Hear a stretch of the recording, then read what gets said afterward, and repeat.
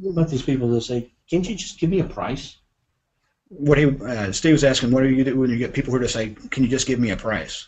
So Can you give me you, just a bid?" And I haven't hit I your was gonna bid thing say, yet. yeah, I'm going as much as I can, as quick as I can, but I know there's a lot of info in there. So yeah. I've got like a couple lessons and videos dedicated exclusively to that, but I can give you a nutshell response.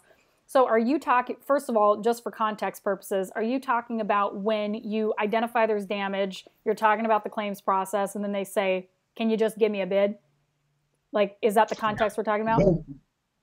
Or when you're okay, can you see me there? Yeah. Yeah. Yeah. Okay, okay. Or when you're at that process and you're sitting at the table and you're saying, well, okay, we need to get some. I can't put a dollar amount in here. At that point, can the customer? I get this all the time. They're like, can't you just give me a price? Can't you tell me how much a roof is going to cost? You should Yeah. know, Absolutely. Right. right? So so here's what I like to say. So I go, absolutely. I could give you an estimate all day long, but the problem is insurance company doesn't care about my estimate because and you roll right back into the presentation. So you say because what they do now is they used to actually collect bids from us and if they agreed with it, they would just pay it based off our scope.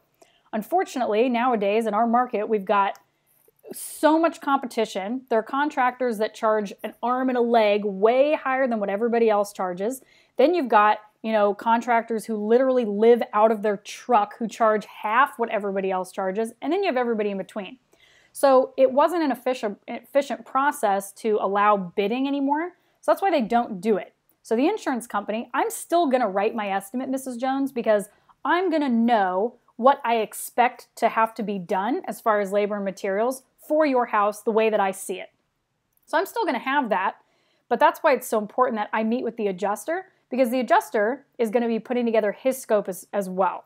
We want to make sure we're meeting and going over comparing apples to apples and getting on the same page with this because at the end of the day, they don't care about price, they care about scope.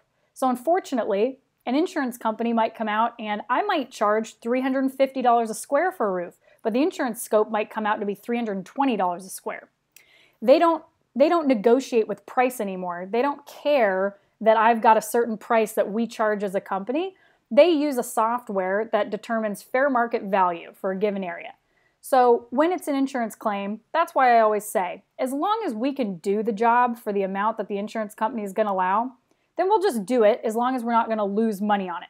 Now, obviously, if they came back and they approved the claim, but there's no way I could do the job for their amount, well, two things come into play there. One, if that's the case, if they're approving the job but I can't do it, that's a red flag to me because that says that there have to be some items that your adjuster did not include on your scope that they should have because I should be able to do this job. Now, as a homeowner, if you didn't have that expertise,